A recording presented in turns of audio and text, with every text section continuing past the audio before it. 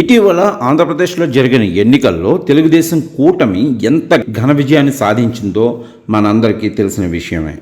శ్రీకాకుళం జిల్లా నుంచి చిత్తూరు జిల్లా వరకు ఆల్మోస్ట్ టీడీపీ కూటమి క్లీన్ స్వీప్ చేసిందనే చెప్పాలి.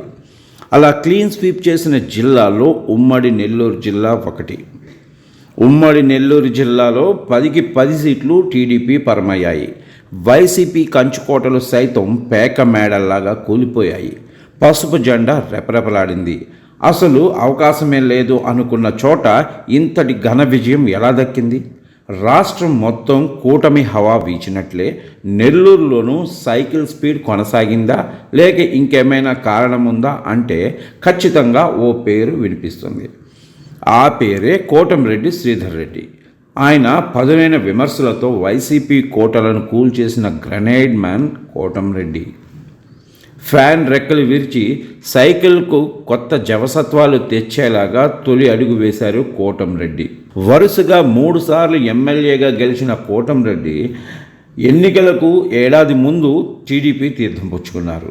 మాజీ ముఖ్యమంత్రి వైఎస్ జగన్కు అత్యంత సన్నిహితుడిగా మెలిగిన కోటంరెడ్డి శ్రీధర్ రెడ్డి అంతే స్థాయిలో ఆయనతో విభేదించి ఆయనకు దూరంగా జరిగారు. కోటంరెడ్డి టీడీపీలో చేరినంత వరకు ఒకేలా ఉండేలాగా జిల్లా రాజకీయాలు, ఆయన పార్టీ మారిన తర్వాత ఒక్కసారిగా మారిపోయాయి. కోటంరెడ్డితో టీడీపీలోకి మొదలైన వలసలు ఆ తర్వాత మరో 2 ఎమ్మెల్యేలు, ఓ ఎంపీ టీడీపీ గూటికి చేరుకునేలాగా చేసింది. ఇలా నెల్లూరులో టీడీపీకి కొత్త జోష్ తేవటంలో కోటంరెడ్డి శ్రీధర్ రెడ్డి పాత్రను ప్రముఖంగా చెప్తుంటారు పరిశీలకులు. ఉమ్మడి నెల్లూరు జిల్లాలో 10 అసెంబ్లీ, 2 పార్లమెంటు నియోజకవర్గాలు ఉన్నాయి. గత ఎన్నికల వరకు ఉమ్మడి నెల్లూరు జిల్లాలో వైసీపీ బలంగానే ఉండేది.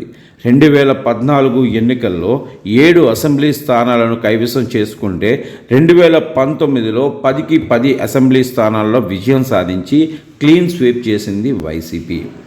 నెల్లూరు నగర కార్పొరేషన్ ఎన్నికల్లోనూ విజయఢంకా మోగించింది. 54 డివిజన్లను క్లీన్ స్వీప్ చేసింది. కానీ ఇటీవల జరిగిన అసెంబ్లీ ఎన్నికల్లో సీన్ రివర్స్ అయింది. వైసీపీ కంచుకోట బ్లాస్ట్ అయింది. ఈసారి అన్ని స్థానాల్లోనూ తెలుగుదేశం పార్టీ ఘన విజయం సాధించి వైసీపీ కంచుకోటను తన వశం చేసుకుంది.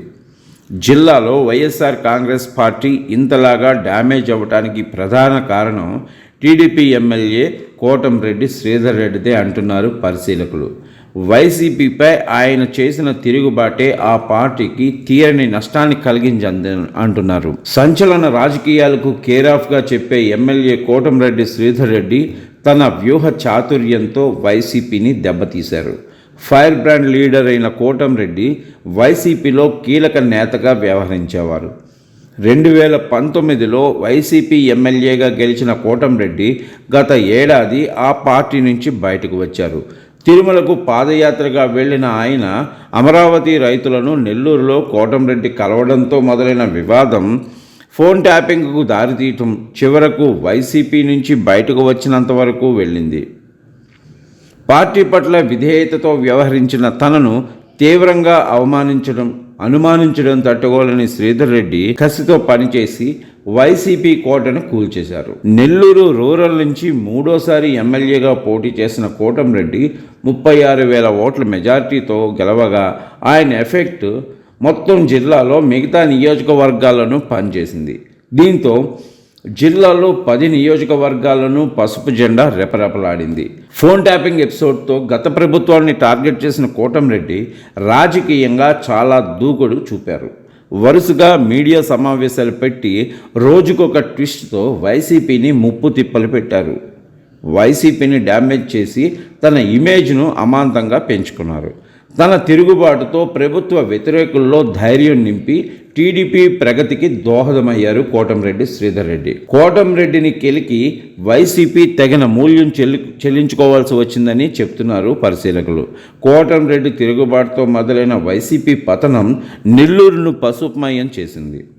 కోటంరెడ్డి తర్వాత ప్రస్తుత మంత్రి ఆనం రామనారాయణ రెడ్డి, మాజీ ఎమ్మెల్యే మేకపాటి చంద్రశేఖర్ రెడ్డి, ఎంపీ వేమిరెడ్డి ప్రభాకర్ రెడ్డి వంటి బలమైన నేతలు టీడీపీలో చేరటం ఆ పార్టీలో జోష్ని నింపింది. వైసీపీ నుంచి బయటకు వచ్చిన సీనియర్ నేతలంతా కలిసికట్టుగా పనిచేసి తాము గెలవటమే కాకుండా జిల్లాలో టీడీపీని గెలిపించటం, వైసీపీని కూకటి వేళ్లతో సహా పెకిలించడం అందరి దృష్టిని ఆకర్షించింది.